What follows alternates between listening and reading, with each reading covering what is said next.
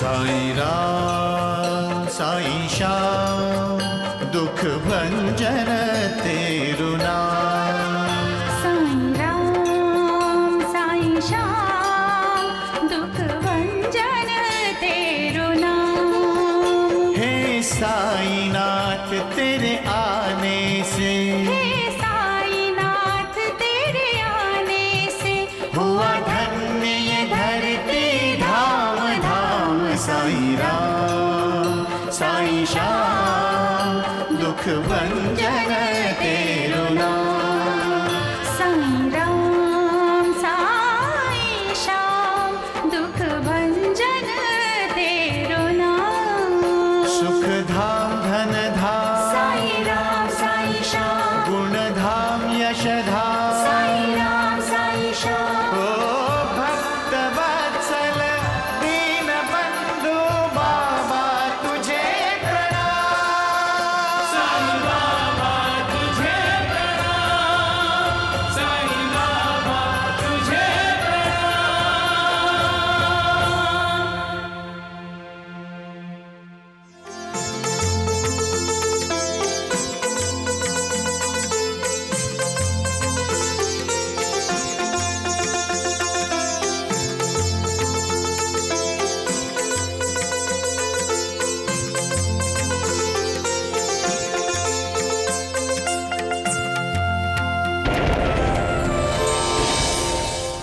मैं उस साईं बाबा को उसकी सही जगह बताऊंगा। मैं उससे पूछूंगा कि उसके पास कौन सी सिद्धि है, क्या तपस्या की है उसने। मेरे पापा को ठीक कर दो। हटा हटा। रो मत बेटी, अपने बाबा से कहना जहां जहां स्वामी जी ने कदम रखे हैं वहां वहां की धूल अपने शरीर पर लगा ले। अपने आप को विद्वान ज्ञानी योगियों के योगी कहलाने वाले जब किसी की भावनाओं के साथ जज्बात के साथ खिलवाड़ करते हैं तो मुझे क्रोध आता है। तुमने रमाकांत की दूसरी शादी के लिए लड़की वालों को इनकार क्यों कर दिया?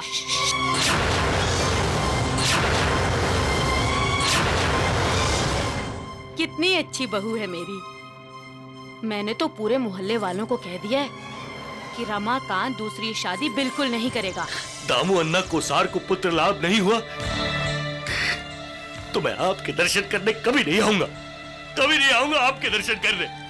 कभी नहीं आऊंगा, कभी नहीं। श्यामा मुझसे रूठ गया है, उसके विश्वास को ठेस पहुंची है, लेकिन एक बात वो भूल गया है कि उन्हीं को कोई नहीं टाल सकता।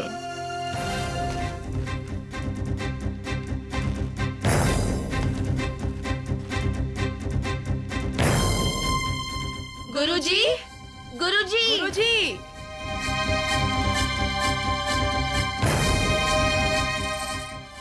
भाभी, भाभी, कहीं गुरुजी भी परिवार के साथ शिरडी से बाहर तो नहीं चले गए? नहीं नूर, साईं बाबा की आज्ञा के बिना गुरुजी कभी कहीं नहीं जाते। गुरुजी को आरती के लिए आना चाहिए था। हाँ, साईं बाबा उनके बिना उदास थे नूर। लक्ष्मी की माँ, हाँ, साईं बाबा मालिक हैं और मालिक से ऐसे व्यवहार की गुरुजी से बिल्कुल उम्मीद नहीं थी। गुरुजी तो दुर्भाग्यशाली हैं। मालिक के सामने होते हुए भी वो मालिक से मिल नहीं सकते और ना ही उनसे बात कर सकते हैं नूर। चलो।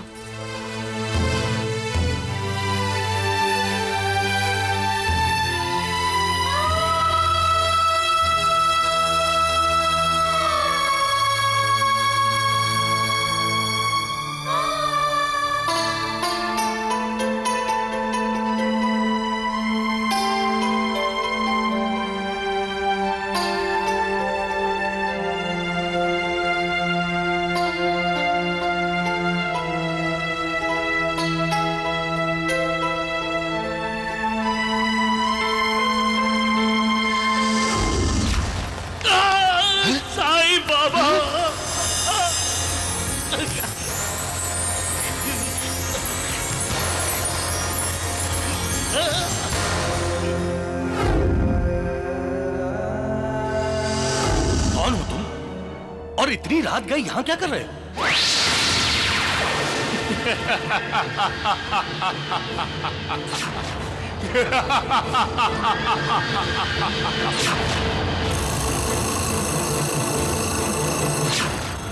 ऊदी नहीं तो क्या, ये मिट्टी तो है। साईं बाबा का नाम लेकर इसे उठा लेता हूँ, उनकी कृपा से ये मिट्टी भी ऊदी बन जाएगी। साईं बाबा,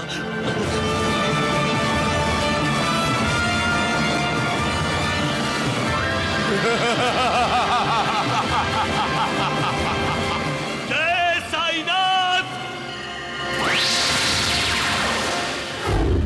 क्यों, आपने ऐसा क्यों किया साईं बाबा? मुझे अपने से दूर रखना चाहते थे तो मुझे संकेत दे दिया होता। मैं खुद हमेशा हमेशा के लिए आपसे दूर चला गया होता। लेकिन देवा, आपने तो मेरे विश्वास को ही ठोकर मार दी। क्यों किया आपने ऐसा देवा? क्यों किया देवा? क्यों किया? मैं अपने भक्तों में विश्वास जगाता हूं, ठोकर नहीं मारता। अपने भगवान पर किया विश्वास जब डगमगाता है तो भक्त अहंकार और अविवेक के अधीन हो जाता है। जब वो अहंकार और अविवेक को ठुकरा देता है, वो मुक्त हो जाता है, तो वो जान जाता है कि उसका भगवान उसके साथ है। वो न उसे ठुकराता है न उसके विश्वास को। इसलिए मैं हमेशा श्रद्धा और विश्वास पर जोर देता हूं। श्रद्धा और विश्वास भक्ति के ही दो रूप हैं। श्रद्धालु ही भक्ति कर सकता है, बिना श्रद्धा के भक्ति हो ही नहीं सकती। जहां श्रद्धा है वहां विश्वास है, और जहां विश्वास है वहां सबर है। इसलिए श्रद्धा रखो, सबर करो।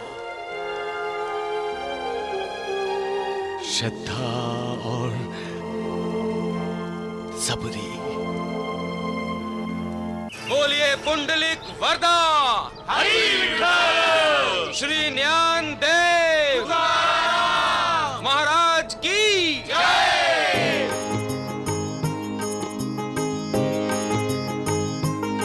विठला विठला विठला विठला, तेरी करे वंदना विठोबा, तेरी करे वंदना विठोबा। जय जय हरे विठला विठला विठला। वैद्य जी, स्वामी जी समाधि से जाग जाएंगे ना? सत्यानाश हो जाए। क्या तुम्हें कोई शक संदेह है? अरे बिना हवा पानी के कोई जिंदा रह सकता है?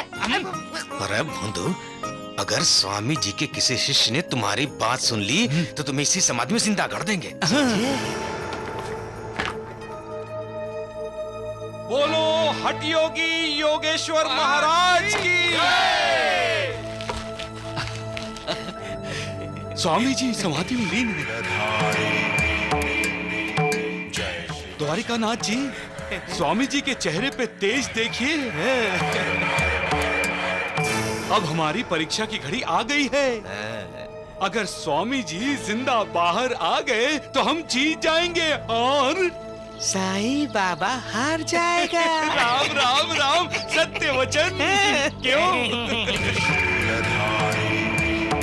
वैद्य जी, स्वामी जी तो लगता है कैलाशवासी हो गए। हम भी शिरडी वासी हो जाते हैं। चलिए। चुप कर मूर्ख।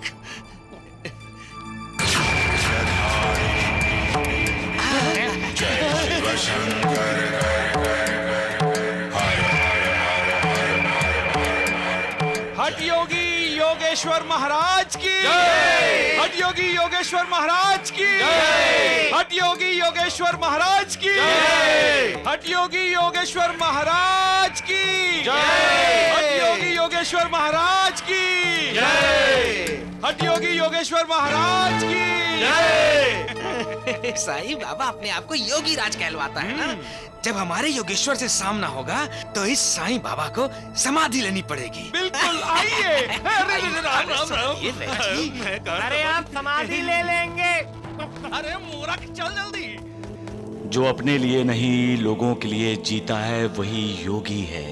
और जिसे पैसे का मोह है, जो प्राप्त सिद्धि का उपयोग अपने स्वार्थ के लिए करता है, जो विकारों के अधीन है, वो योगी नहीं भोगी है। योगी मालिक के दूत हैं और मालिक के सौंपे हुए कार्यों को पूरा करने के लिए इस दुनिया में आते हैं। सबका मालिक एक।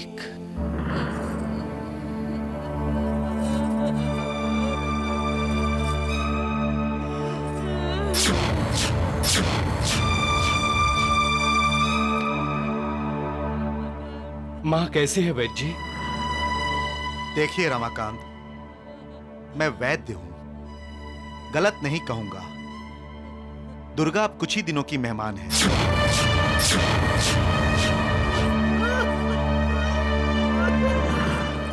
ये दवाई की शीशी लो और हर 2 घंटे पे 2-2 बूंद पिला देना। इसके पीने से इन्हें मरने में तकलीफ कम होगी।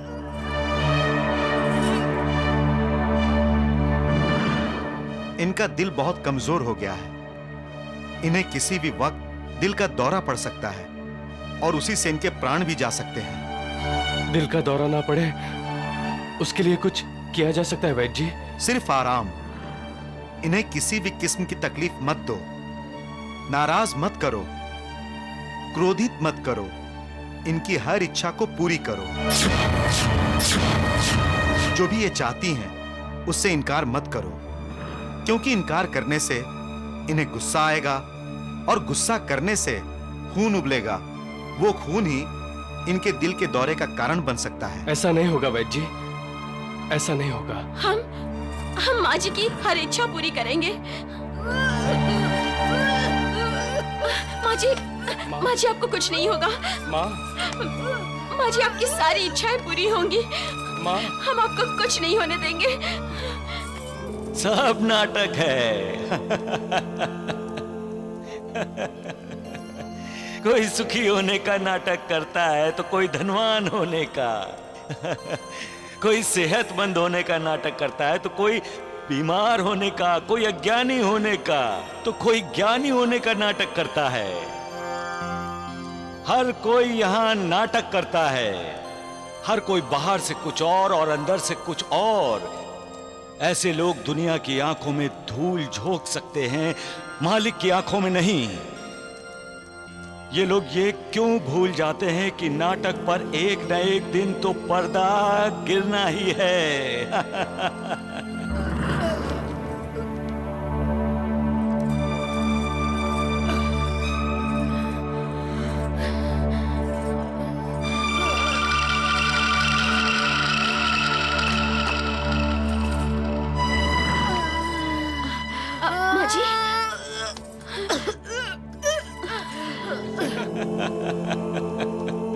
कोई तो है जो नाटक करके बाबा के भक्त को सता रहा है। लेकिन बाबा इस नाटक का मजा ले रहे हैं ना?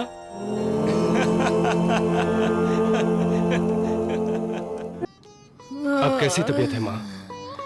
जिस माँ को अपने बेटे की चिंता लगी हो, उसकी तबीयत ठीक कैसे हो सकती है?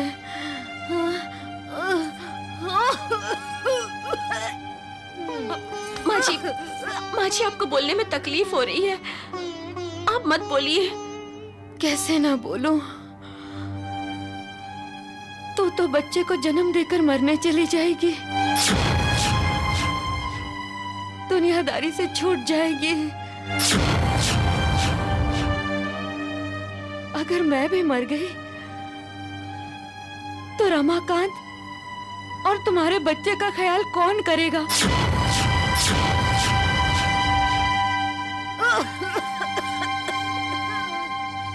रमाकांत। हाँ माँ। तो दूसरी शादी कर ले।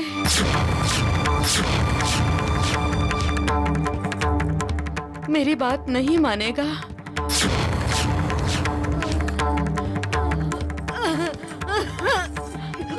माँ, मैं ना माँ को दवाई दो। माँ जी की दवा तो आप है। याद है ना आपको वैद्य जी ने क्या कहा था? इनकी हर इच्छा पूरी होनी चाहिए। और आपने वचन भी दिया था। कह दीजिए माँ जी को कि आप दूसरी शादी के लिए राजी हैं।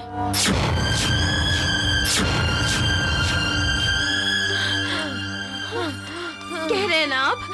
माँ जी बताइए ना माँ जी को। अपना अपमान सहकर भी जो अपमान करने वाले को सम्मान देता है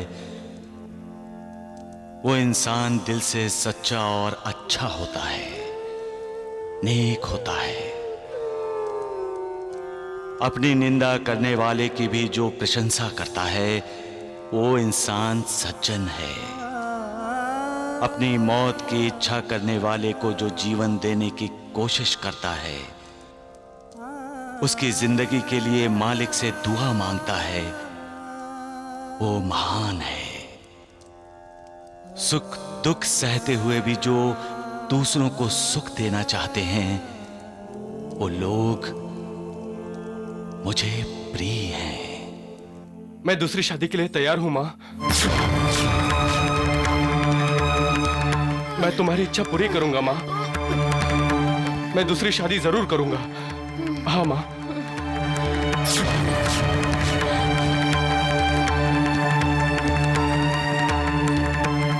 तो मेरा अच्छा बेटा है। बस मेरे मरने से पहले दूसरी बहू ला दे। लाएगा ना? हाँ हाँ माँ।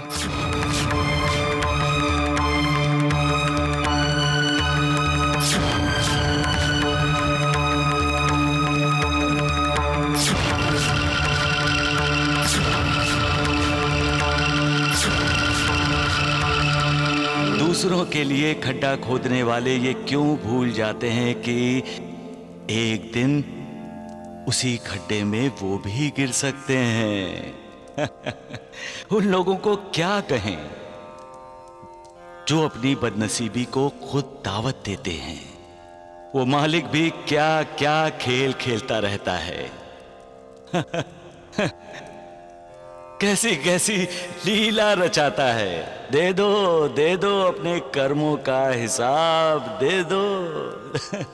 दे दो सबका मालिक एक। अरे वैद्य जी ने तो रमाकांत को सचमुच डरा दिया कि मैं बस थोड़े ही दिनों की मेहमान हूँ। तूने उन्हें रुपए दे दिए थे ना? पूरे 25 सिक्के दिए थे। अरे आखिर तुझे दिल का दौरा जो पड़ने वाला था।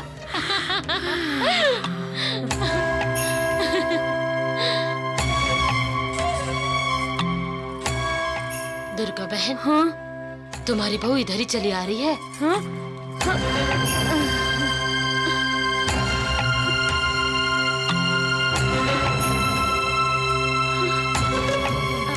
अरे आशा मासी, आप कब आई?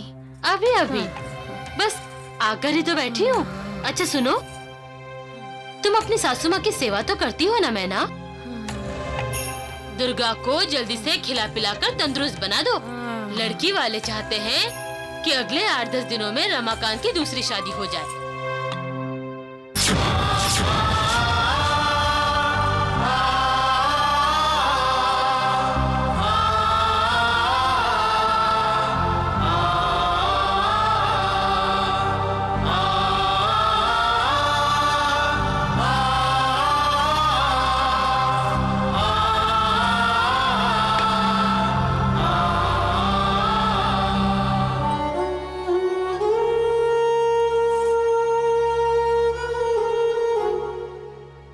बाबा, मेरा और मेरे नाना नानी का विश्वास है कि आपकी मर्जी के बिना पेड़ का पत्ता भी नहीं हिलता। आप भक्त वत्सल हैं, हमेशा भक्तों के बारे में ही सोचते हैं। इनकी दूसरी शादी होने वाली है। शायद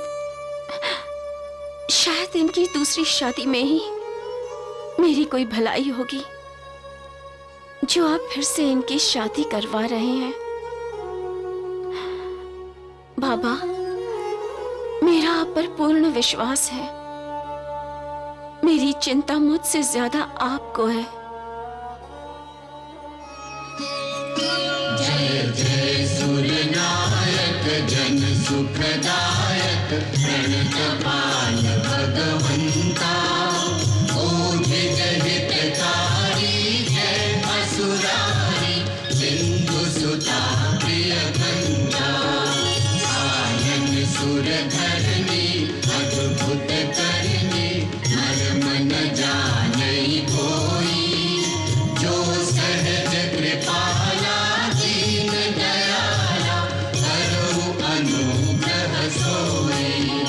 जय जय अविनाशी सब घटवासी व्यापक परमानंदा, अविगत दोतीतम चरित पुनीतम माया रहित मुकुंदा। जेहिलागी विरागी अति अनुरागी विगत मोह मुनि वृंदा, निसि बासर ध्यावहि गुण गण गावहि जयति सच्चिदानंदा। जयति सच्चिदानंदा, जयति सच्चिदानंदा, जयति सच्चिदानंदा।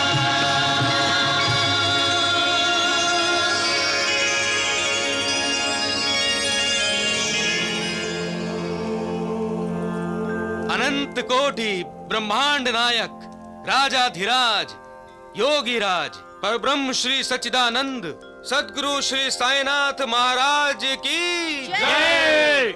साईनाथ महाराज की जय।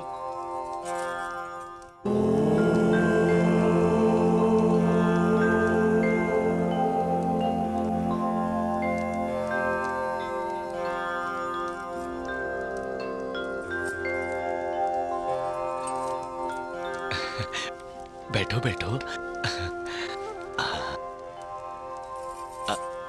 खुश रहो।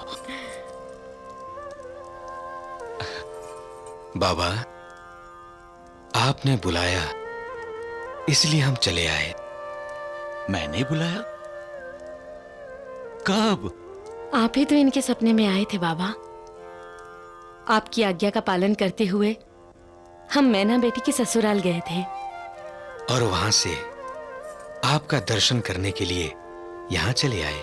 कैसी है मेरी मैना बेटी नाना? आपके आशीर्वाद से सकुशल है बाबा। हम नाना नानी बनने वाले हैं साईं बाबा।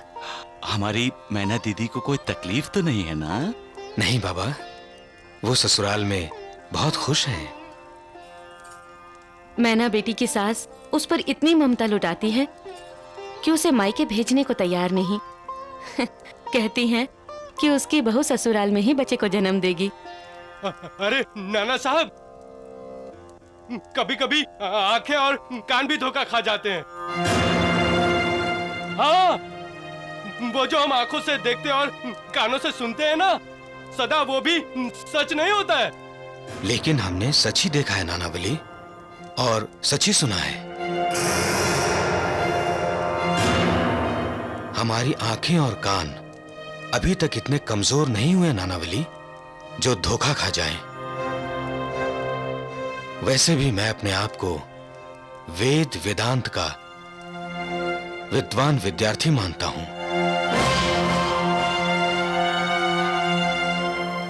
मैं धोखा नहीं खा सकता। ज्ञानी जो हूं,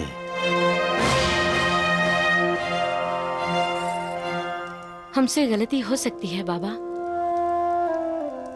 लेकिन आप मालिक हैं। अनजाने में अगर हमसे भूल हो गई हो तो हम पर कृपा कीजिए और उसे सुधार दीजिए। मेरी बेटी मैना पर आपकी कृपा सदा बनी रहे, वो स्वस्थ और खुश रहे।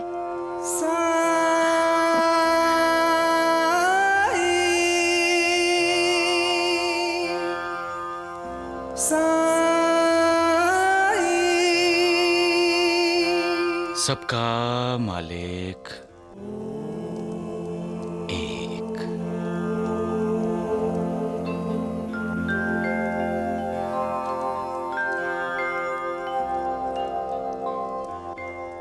नाना साहब,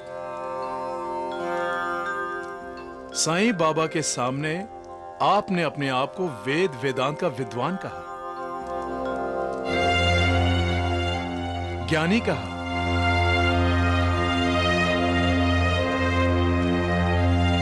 तो क्या आपको मेरी विद्वता पर संदेह है? मैं संस्कृत का विद्वान हूं महालसापति, और मेरे ख्याल से तो साईं बाबा संस्कृत जानते ही नहीं होंगे।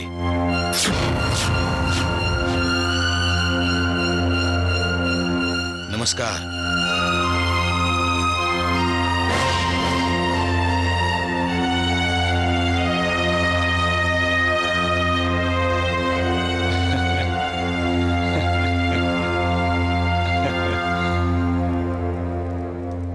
साईनाथ, आप मालिक हैं, इसका साक्षात्कार हमें बार बार हुआ है। आपने कहा था अहंकार क्रोध की जननी है। अहंकार ही मनुष्य के मन में मैं मेरा पैदा करता है। तो तुम कहना चाहते हो महालसापति कि नाना के मन में अहंकार पैदा हो गया है? साईनाथ, आप सर्वज्ञ हैं। महालसापति, जब मेरा भक्त अहंकार के अधीन हो जाता है तो मुझे बहुत दुख होता है। आप दयालु हैं साईनाथ। नाना साहेब चांडोलकर के अहंकार का दमन आप अवश्य करेंगे। सबका मालिक एक।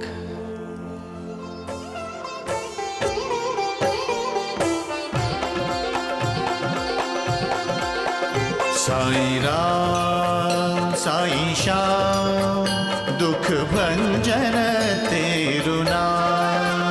साईं राम साईं श्याम दुख भंजन तेरु नाम। हे साईनाथ तेरे आने से, हे साईनाथ तेरे आने से हुआ धन्य ये धरती धाम धाम। साईं राम साईं श्याम दुख भंजन तेरु नाम।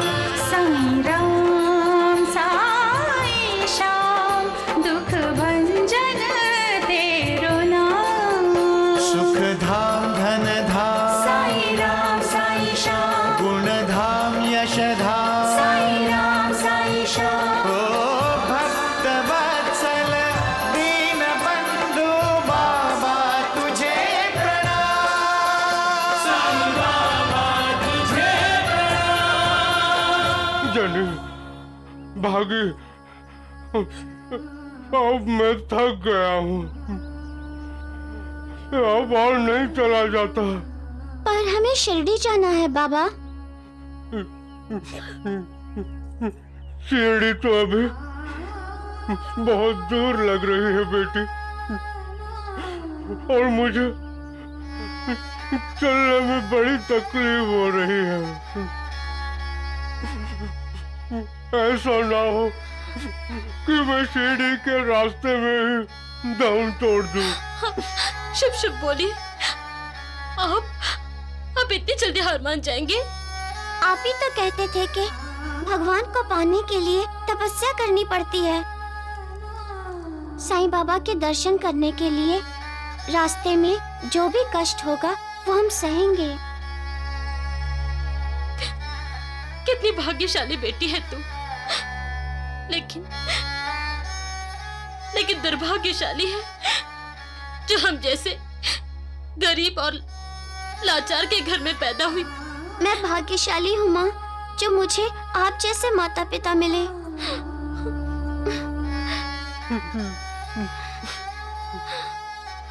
साईं बाबा की कृपा होगी तो सब ठीक हो जाएगा और आप भी कहेंगे हम तीनों भाग्यशाली हैं। मुझे होश में लाने के बाद और हम लोगों को खाना खिलाने के बाद मैना बहन ने क्या कहा था? जरूर ठीक कर देंगे। उन्होंने बहुत सारे चमत्कार किए हैं, कईयों की जिंदगी बदल दी है उन्होंने। जो साईं बाबा पर विश्वास रखता है, उन पर श्रद्धा रखता है, उनका हमेशा कल्याण ही होता है। जब स्वामी योगेश्वर जी की पैरों की धूल से आप ठीक नहीं हुए थे, तो उस आदमी ने क्या कहा था, याद है ना आपको? वो स्वामी कोई साईं बाबा थोड़ी है जिनकी चरणों की धूल से बीमारी ठीक हो जाएगी। तुम लोग नहीं समझते, ढोंगी है वो। कितना विश्वास है लोगों को साईं बाबा पर। लेकिन हमने उन पर विश्वास नहीं किया। हमने उन्हें ढोंगी समझा, पाखंडी समझा। वो मालिक है और मालिक दयालु होता है। साईं बाबा हमें माफ कर देंगे। हमें जल्दी उनके दर्शन करने चाहिए ताकि आप जल्दी ठीक हो जाएं।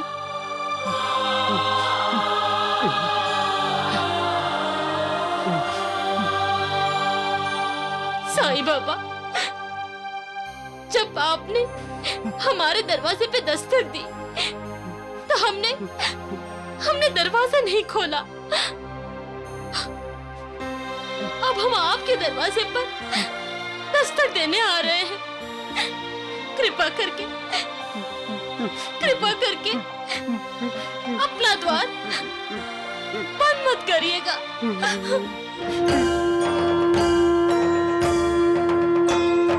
साई कथा अनंत है, साई नाम अनमोल, जन्म सफल हो जाएगा, साई साई बोल। गुरुजी को आरती के लिए आना चाहिए था।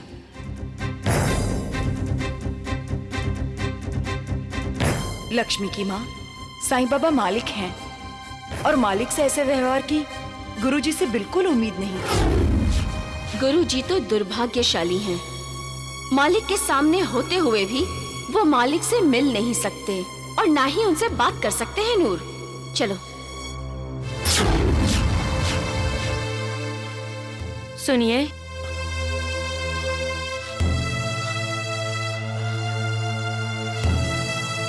आपके लिए शीरा बनाया है, खा लीजिए। मुझे अच्छा नहीं है। कल रात भी आपने कुछ नहीं खाया, दोपहर का भोजन भी नहीं किया। अब ये शीरा तो खा लीजिए। मुझे नहीं खाना है। मगर क्यों? आखिर बात क्या है? मैं जानता हूँ मैं तुम्हें बेचैन कर रहा हूँ। मैं जानता हूँ मैं तुम्हें दुखी कर रहा हूँ, लेकिन मैं मजबूर हूँ।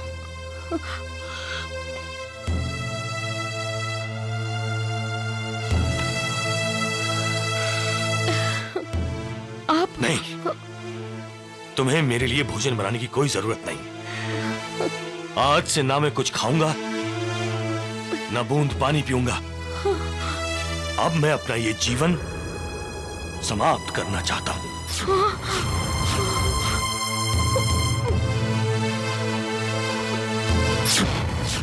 अब मैं अपना ये जीवन समाप्त करना चाहता हूं। अब मैं अपना ये जीवन समाप्त करना चाहता हूं। मैं तो भक्तों का दास हूं, भक्ति में ही निवास करता हूं। मुझे अपने भक्तों की चिंता हमेशा लगी रहती है। जिस भाव से जो मेरी भक्ति करता है, उस भाव से ही मैं उसे भक्ति का फल देता हूं। जो अनन्य भाव से मेरी शरण में आता है, मैं उसका उद्धार करता हूं। मेरा भक्त मुझसे कितनी भी दूर हो, उसकी सहायता के लिए मैं तुरंत पहुंच जाता हूं। जो मुझ पर श्रद्धा और विश्वास रखते हैं, मैं उनके साथ होता हूं, उनका साथ देता हूं। वो जिस हाल में हो, जहां भी हो, मुझे उनकी पूरी जानकारी रहती है। मैं भक्ति का प्यासा हूं। भक्ति से समर्पित किया गया एक फल, एक फूल, एक पत्ता, एक आंसू भी मुझे जीत लेता है। सबका मालिक एक। हाँ हाँ हाँ, क्योंकि मैं जीना नहीं चाहता। आप जल्दबाजी कर रहे हैं गुरुजी। आपको जरूर कोई गलतफहमी हुई है। आपको एक बार साईं बाबा से मिलना चाहिए गुरुजी। मैंने उसी समय प्रतिज्ञा ली थी, यदि दामू अन्ना कोसार को साईं बाबा के कृपा प्रसाद से संतान नहीं हुई, तो मैं साईं बाबा के दर्शन कभी नहीं करूंगा। आप साईं बाबा पे अविश्वास दिखा रहे हैं गुरुजी। क्या साईंनाथ पे आपकी तनिक भी श्रद्धा नहीं रही, जो आप इतना बड़ा कदम उठा रहे हैं? मैं प्रतिज्ञा से बन गया हूं मालसापति। लेकिन आपका और साईं बाबा का तो 72 जन्मों का संबंध है गुरुजी। प्रतिज्ञा के बंधन का कष्ट मुझे भी है सगुण। ये जीवन किस काम का, अगर मैं साईं बाबा के दर्शन नहीं कर सकता, अगर मैं उनकी आरती पूजा नहीं कर सकता। इससे अच्छा तो यही है कि मैं इस जीवन से ही छुटकारा पा लूं। इंसान अपने कर्मों के बंधन से तब छुटकारा पा सकता है जब उसे मोक्ष, मुक्ति मिल जाती है। जब इस दुनिया में भेजे हुए मालिक के बंदों की, संतों की, गुरुओं की कृपा उस पर होती है। सद्गुरु के बिना इंसान अपनी उन्नति नहीं कर सकता, क्योंकि विकारों से भरे हुए संसार के रास्तों से प्रभु के परम धाम के मार्ग के दर्शन सद्गुरु के बिना संभव ही नहीं। इंसान को अपने गुरु के वचनों का आदर करना चाहिए, उन पर पूरी श्रद्धा, पूरा विश्वास रखना चाहिए। बिना कुछ प्रश्न किए उनकी आज्ञा का पालन करना चाहिए, क्योंकि सबसे ज्यादा उनके कल्याण की चिंता उसके गुरु को ही होती है। गुरु के वचन कितने भी कठोर क्यों ना हों, उससे ही इंसान का उद्धार होता है। मालिक के कृपा प्रसाद का साक्षात्कार करना है तो अपने दिल में भक्ति और विश्वास का दीप बनाकर उसमें प्रेम और श्रद्धा की ज्योति जलानी चाहिए। मालिक की कृपा होती है तो इंसान हर बंधन से मुक्त हो जाता है, चाहे वो कर्मों का बंधन हो या प्रतिज्ञा का बंधन। सबका मालिक एक।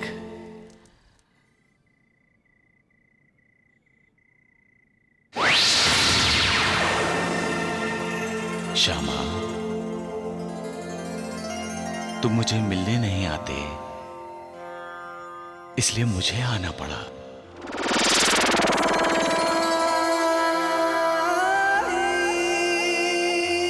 देवा,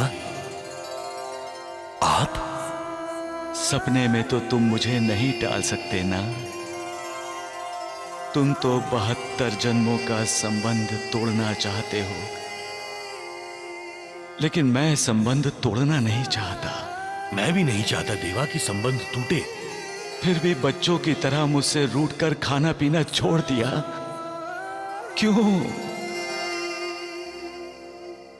मुझे भगवान मानते हो और भूल जाते हो कि भगवान के लिए उसके भक्त भगवान होते हैं। भक्तों की प्रतिष्ठा भगवान की अपनी प्रतिष्ठा होती है, इसलिए भक्तों के वचन को भगवान सत्य करता है। तुम तो जानते हो मैं कभी झूठ नहीं बोलता, और तुम ये भी जानते हो कि द्वारिका माई में जो भी आता है उसका भला होता है। क्यों? क्योंकि मैं ही उन्हें बुलाता हूं श्यामा। इसका जवाब जाकर दामू अन्ना कोसार से पूछो। किसी दूसरे की गलती का मुझे जिम्मेदार मत ठहराओ। जहां श्रद्धा और विश्वास है मैं वहां हूं। क्या तुम्हारे दामू अन्ना और उनकी पत्नी के मन में मेरे लिए श्रद्धा और विश्वास है श्यामा? और अगर श्रद्धा और विश्वास है तो मेरा दिया हुआ नारियल उनके लिए सिर्फ नारियल नहीं, मेरा कृपा प्रसाद है। वरना नारियल तो नारियल ही है श्यामा।